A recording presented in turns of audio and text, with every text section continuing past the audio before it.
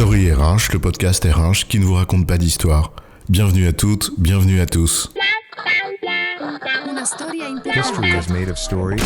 Dans cet épisode, nous allons aborder la question de la quête de sens en entreprise et de la responsabilité du management et de la fonction RH dans cette quête.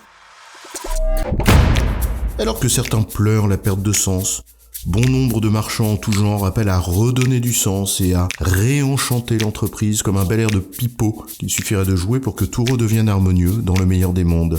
Ou un post-it qu'il suffirait d'accrocher sur de l'absurde pour que tout à coup, tout devienne limpide. Mais alors, quel est le rôle du management et de la fonction RH ?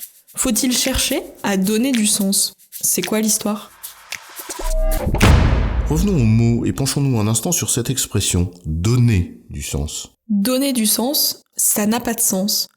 Parce que justement, ce qui ne fait pas sens, ce qui n'a pas de sens, ça n'en a pas.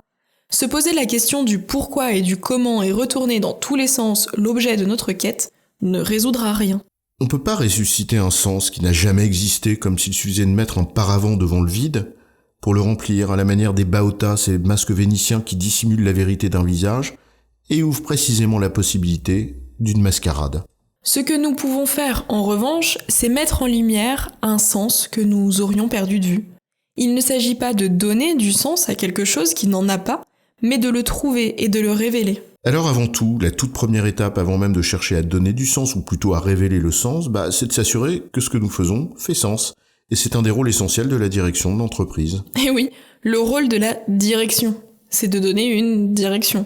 C'est donc bien donner un sens aux choses, dire dans quel sens nous devons aller collectivement. Tout à fait, avant de le donner, il faut le trouver, donc savoir où l'on va.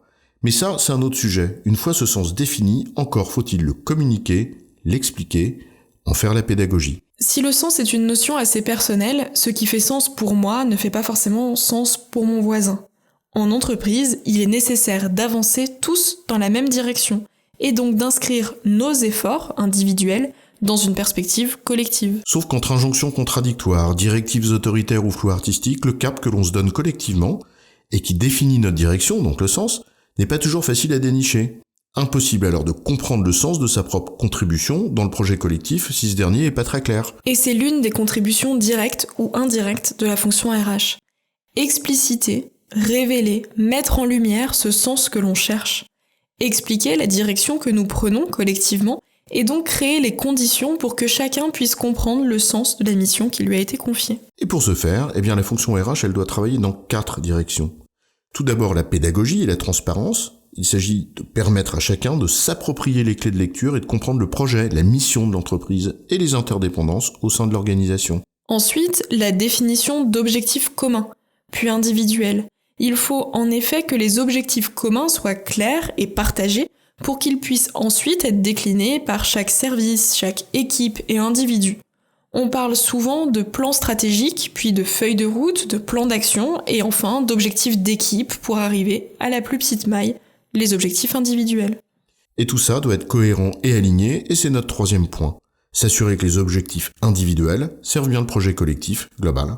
Donc veiller à la cohérence entre la stratégie qui est poursuivie et les moyens mis en œuvre, mais également s'assurer de la cohérence entre les différentes politiques RH pour éviter les injonctions contradictoires. Et enfin, le dernier point, c'est celui de l'autonomie et de l'empowerment. Donner les moyens à chacun d'adapter son travail à la réalité à laquelle il est confronté, et de diriger ses efforts là où il apporte le plus de valeur au projet collectif. Et ça ne se fait pas n'importe comment, ça s'accompagne. Mais c'est un autre sujet. S'il est de la responsabilité de la fonction RH de contribuer à créer les conditions de ce sens partagé, libre aussi à chacun de s'en faire le relais, le porte-parole ou l'ambassadeur, en transmettant avec passion ce sens qui anime nos actions, mais aussi en étant exemplaire dans tous nos comportements pour ne pas bafouer le projet qui nous unit, le projet d'entreprise comme bien commun. C'est une des dimensions du leadership qui n'est donc pas réservée au seul management, mais à toutes et à tous. C'est ce que Mintzberg appelle le communityship ou le leadership partagé. En résumé, on ne donne pas de sens à ce qui n'en a pas. La première étape consiste donc à s'assurer que nous allons dans le bon sens. La fonction RH a ensuite un rôle à jouer pour contribuer à révéler ce sens, et ce, en travaillant sur 4 axes. 1. La pédagogie et la transparence. 2. Les objectifs collectifs et individuels. 3. La cohérence et l'alignement. Et 4, l'autonomie et l'empowerment. J'ai bon, chef ? Oui, tu as bon, mais on va pas en faire toute une histoire.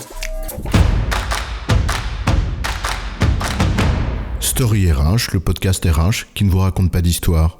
Retrouvez tous les épisodes sur storyrh.fr.